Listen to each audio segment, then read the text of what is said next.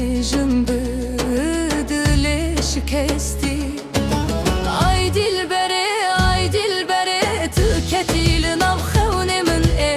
Ay dilberê tu ketî li nav xewnê min ê. Her şev tu tê, her şev tu çûyî.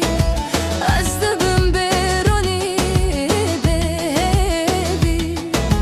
Tu bûyî bihar, ez bûm payîz.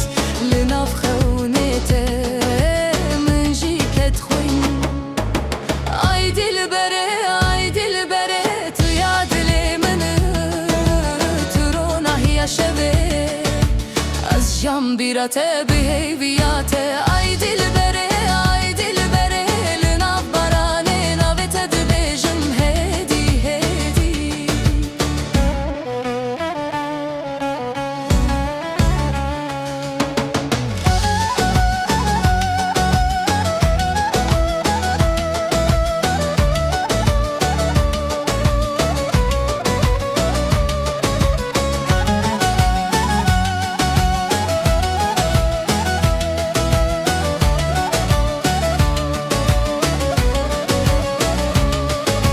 Li deriyê şevê baran dikevî. Ez dibêjim navê te bihêvî. Tu bûyî xewnê min, ez bim stranê te. Ev dil hêjî bi navê te tê. Ev dil ne qitra bû tu hîn li virê. Ez dibêjim bi hewarê bêxirî. Tu girtî ronahiya min leda te ye. Ay dilberê tu ya dilê min î.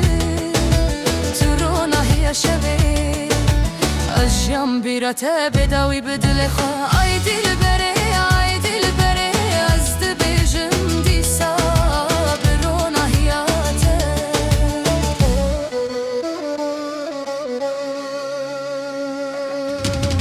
Gava dengê te dişewit li dilê min.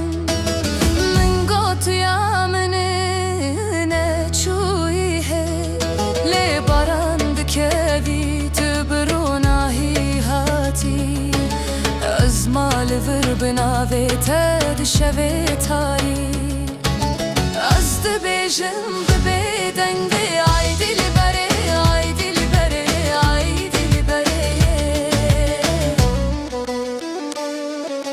Tu li xewnê min her şev tê.